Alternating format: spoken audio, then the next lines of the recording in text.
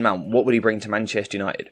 Well, at 24 years old, he would bring an actual experience already. 24, still very, very young, but he is very experienced at the top level. He's represented England at World Cups and European Championships, but also Chelsea, Champions League finals. He's been in, the top 4 on a regular basis.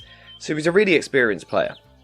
But what we can see importantly towards the bottom there is that his contract runs out in 1 year's time, which means he might be available. It doesn't look like he wants to extend his contract. I'm not sure why, and there's a lot of talks that he will be leaving. And like I said already, the report is that United is his preferred destination.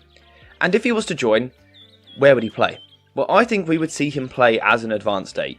We have done a lot of talk on the channel recently about United's need for a midfielder which wants to play this deeper position next to Casemiro. However, the more kind of transfer rumours that we keep seeing, it doesn't look like Ten Hag is going to go that way. It looks like Ten Hag wants an advanced 8. And it looks like what Ten Hag wants to do is recreate sort of his 21-22 Ajax side as opposed to his 2018-19 Ajax side.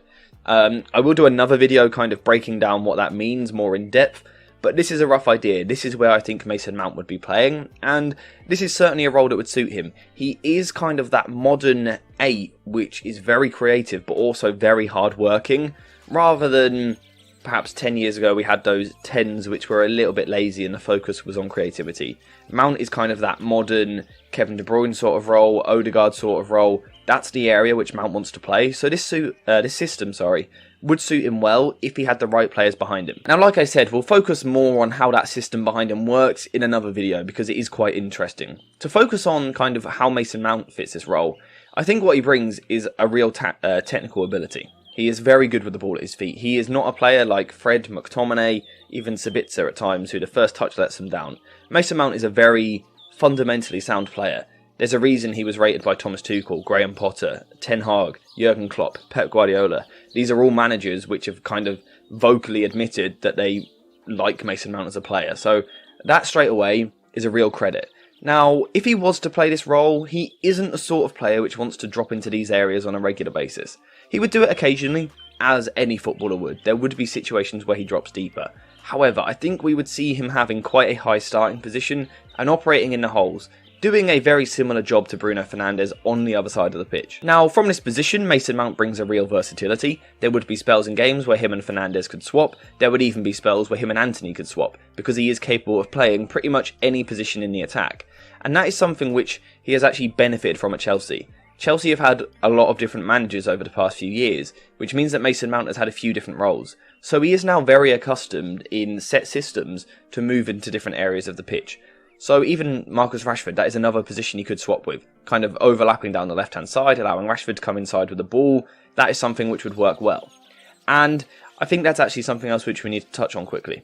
And it's something which I probably should have said in the intro.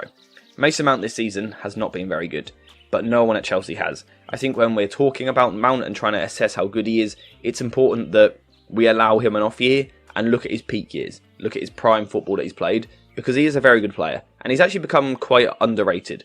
I think there was a spell where he was overrated, but I think he is now dipping towards becoming underrated and underappreciated a bit. From this position, in this half space, in a proper system, which dominates possession and has the right rotations, like Erik Ten Hag is very capable of putting in place, I think Mason Mount's game goes to the next level. Because, again, I think he's a lot better than what people give him credit for. I think he's a lot more creative than what people give him credit for, especially coming in from the left-hand side. When he plays on the right-hand side, his creativity comes from wider areas. On the left-hand side, he's more capable of moving inside, kind of shifting the ball onto his right foot, and then playing reverse balls into these areas, into the feet of a striker, or it could be a little clipped pass over the top for someone like Bruno Fernandes to run onto. That is something which could work really well. And like I said, generally, creatively, he is underrated. This is from 2 seasons ago now. But look who he's up there with. He's up there with Kevin De Bruyne, Bruno Fernandes, Jack Grealish.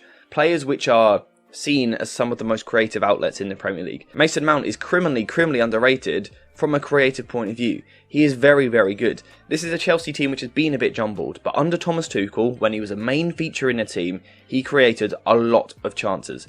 And that was without really even the best attackers around him, whilst also playing in what isn't even his best position. I think he is becoming underrated. Something else I think we would see, if he was to join Manchester United, is an increase in goal output. And that's quite an exciting prospect, because he's scored a really good amount of goals anyway for Chelsea. We'll look at the numbers in a second, but I think we would see him scoring a lot. One of the reasons for this is because I think the plan for Manchester United moving forward is to become a team which really dominates the ball, has a lot of possession, is very secure on the ball, and creates a lot of chances. What Mason Mount is good at is moving in the box. He isn't the top level, if we're talking maybe, in the past, Frank Lampard, Steven Gerrard. He doesn't quite have that aura about him and that inevitability about him. However, his movement off the ball is very, very good. He's very good at making movements off the blind side of a defender to make up the numbers in the box, something he does very, very well. And if we look at his numbers from last season, these are good goal-scoring numbers. 13 goals in all competitions and also, as well, 16 assists. Mason Mount has become underrated. He's really a very good footballer. Really very, very good. And I think, again, from a tactical point of view, there is also something else which could work. We know that Erik ten Hag at this point wants a striker which drops a little bit deeper. We've seen Fabrizio Romano in the last 24 hours saying that Ten Hag views Harry Kane as the perfect striker for what he wants. What does Harry Kane do really well? He drops deeper, and that leaves space in behind. Space which someone like Mason Mount, but also Bruno Fernandes, could really exploit. So again, from a tactical point of view, this is something we could see. Harry Kane kind of dropping deeper, or whatever striker it may be, drawing the defender with him, opening up the space in behind, a space which Mason Mount is really good at attacking. Now, like I've said already, there's also the potential that we see something a little bit different, and Bruno Fernandes could play on the left-hand side, and Mount could play on the right-hand side. From here, his job would be a little bit different. I think we would see a greater focus on underlapping runs with Antony. Antony moving inside with the ball, Mason Mount running into this position. Mason Mount is also capable of overlapping down this side and putting in those crosses from a similar sort of area to where Jordan Henderson has liked to for Liverpool the past few seasons, and more so Kevin De Bruyne. Again, he isn't Kevin De Bruyne's level, but he's also better than Henderson. He's kind of in that middle ground somewhere in there. He would be very good from this position. And again, I just think tactically it does kind of work as long as the system behind him is right. But that system behind him, again, is going to take too long to talk about to focus on it in today's video. It's quite complex.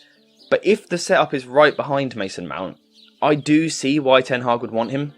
It does make sense in my head. I think defensively he's also very, very good. We know that he covers a ridiculous amount of ground. We know that managers, again, like Tuchel, even Gareth Southgate, quite cautious managers at times, have really liked Mason Mount for his defensive work. He is definitely someone which could operate in a high press, but also in man-to-man systems he is going to cover a lot of ground, a lot of energy in his performances. He's someone who you could put in a man-marking system, kind of give him the job of sitting on a certain player. Mason Mount will give you that. That's why so many managers have loved him, because he really does work hard for the team. Now, before we kind of wrap up in this video, one thing I want to say is please, please, please get in the comments down below and let me know your thoughts on this signing. And I don't want you to completely go, he's been terrible this season, and for that reason, no, we shouldn't sign him.